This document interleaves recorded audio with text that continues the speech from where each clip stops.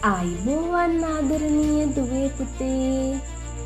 ඔන්න අදත් ආවා වෙනස් අත්දැකීමක් තියෙන ලස්සන කතන්දරයක් අරගෙන. මේ කතන්දරේ නම තමයි පින්කිගේ අභිරහස. පින්කි කියන්නේ කවුද? පින්කි කියන්නේ කුතුහලය පිරුණු ගැහැණු ළමෙක්ට. එයා විසඳපු අභිරහසක් ගැන තමයි අද කතාව. එක කාලෙක නගරයෙන් ඈත ගමක ජීවත් වුණා ලස්සන ගැහැණු ළමයෙක්. එයාගේ නම තමයි පින්කි.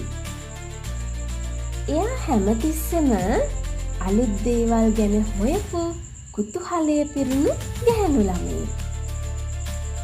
එක දවසක් පින්කිට එයාගේ සීයාගේ පුත්‍රාගේ තිබිලා අභිරහස් සිතියමක් හම්බුණා.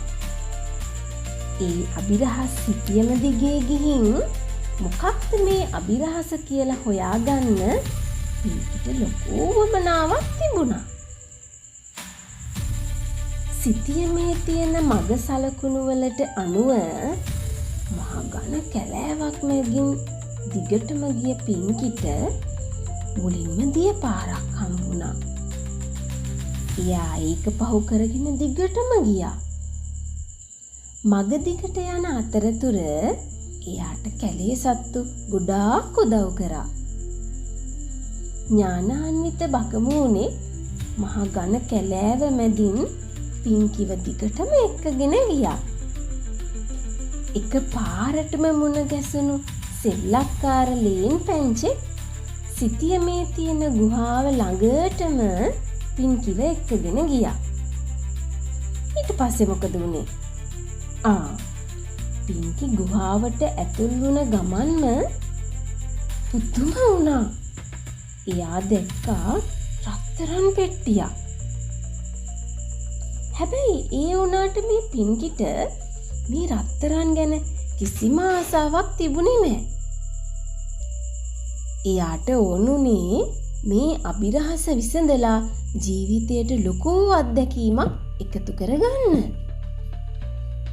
එයා තීරුම් ගන්නවා මේ දේවල් හොරකම් කරනවට වඩා මේ ගමනේ සැබෑ සතුට තියෙන්නේ එයාගේ කුතුහලයට විසඳුම් හම්බුන තැන කියලා. ඊට පස්සේ මොකද වුනේ? එයා ආයෙම ගමට එන්න පිටත් වුණා. තනියමද දුවේ පුතේ? නෑ තනියම නෙමෙයි. එයාට කැලෑවේදී මුණ ගැසුණු අලුත් යාළුවොත් එක්කගෙන. එයා ගමට ඇවිල්ලා මේ සිදුවීම ගමේ හැමෝන්ටම කිව්වා.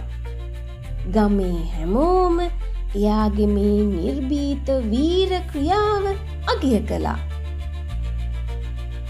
පින්කි හිතනවා තමන්ට අයිති නැති දේවල් ජීවිතයට ලං කර ගන්නවට වඩා ඒකෙන් අපි ලබන අත්දැකීම් ජීවිතයට හුඟක් වටින පාඩම් උගන්වනවා කියලා.